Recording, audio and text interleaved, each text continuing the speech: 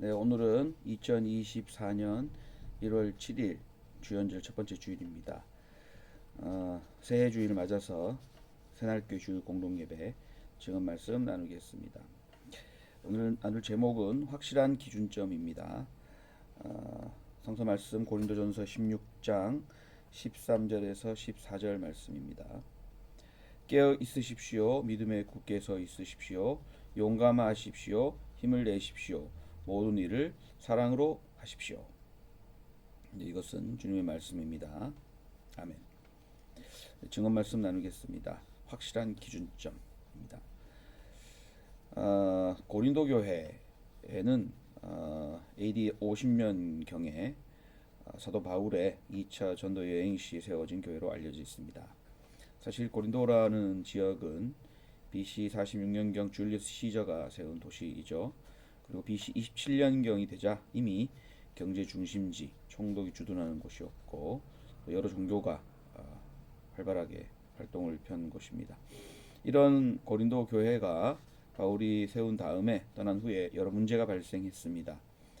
교회 내 파벌 문제, 아버지와 아내 동거 문제, 또 세상 법정에 송사하는 문제라든가 성매매 문제, 우상 제사, 음식 문제, 열광주의 은사자 문제, 또 예루살렘 교회의 의원금, 지원금을 모금해서 보내는 문제, 또 예배 때 수건 쓰는 문제, 성만찬 예식의 문제, 부활 논쟁 등 여러 모습들이 여러 문제들이 발생을 하게 됩니다.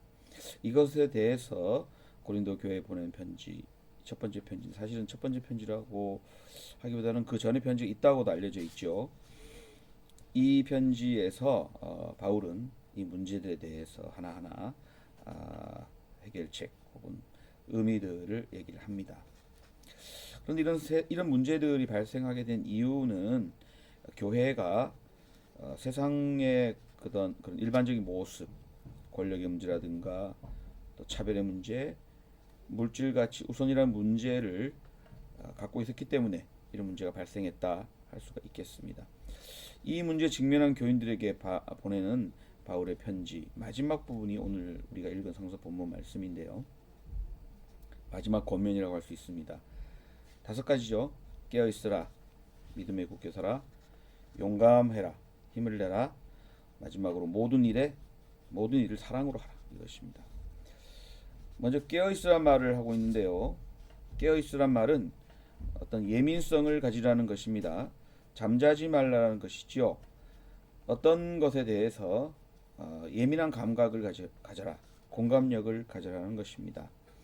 타인의 고통에, 타자의 아픔에, 또 공동체에 일어나고 있는 여러 동료 신앙인들에 대해서 공감 능력을 잃어버리면 안 된다라는 것이죠.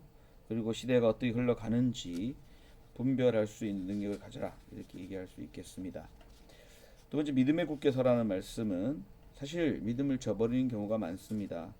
그것을 경계하라는 것입니다. 믿음이라고 하는 게 무엇입니까? 믿음은 보이지 않는 것의 증거고 바라는 것의 실상이다. 히브리서에서 말씀하고 있죠. 믿음이라고 하는 것은 그래서 잘 안 보이는 것입니다. 가능성으로 존재하는 것이죠. 현실태가 아니라 가능태라는 것입니다. 사람들은 보이지 않기 때문에 없다고 생각하고 불가능하다고 말합니다. 그럼 불가능화, 또 패배주의에 물들지 말라는 믿음을 가지고 가능하다, 된다, 불가능이 가능하다라는 생각들을 가지라는 것입니다. 그게 바로 믿음에 굳게 서라는 말씀이겠죠. 그리고 이 믿음에 굳게 서서 연결되어 있습니다. 용감해지고 씩씩해지라는 것입니다. 불의해지지 말고 유혹에 넘어가지 말고 없다, 불가능하다, 아니다, 패배다 라고 하는 말에 넘어가지 말고 당당해지라는 것입니다. 이 당당함은 밖에서 주어지는 것이 아닙니다. 이건 스스로 만들어내는 것이고 자기 확신과 신념, 믿음에 근거하는 것이기 때문에 믿음과 용감해지라, 힘을 내라, 씩씩해지라는 말이 연결되어 있다고 할 수 있습니다. 칭찬과 비난에 흔들리지 말아라는 것입니다. 이미 너는 괜찮은 존재인데 그것을 자각하라는 것입니다. 마지막으로 사랑으로 모든 일을 처리하라는 말을 하고 있습니다. 오늘 제가 확실한 기준점이라고 말했는데 오늘 말씀에 확실한 기준점이 바로 사랑입니다. 사랑은 바로 우리의 모든 삶과 행동의 기준점입니다.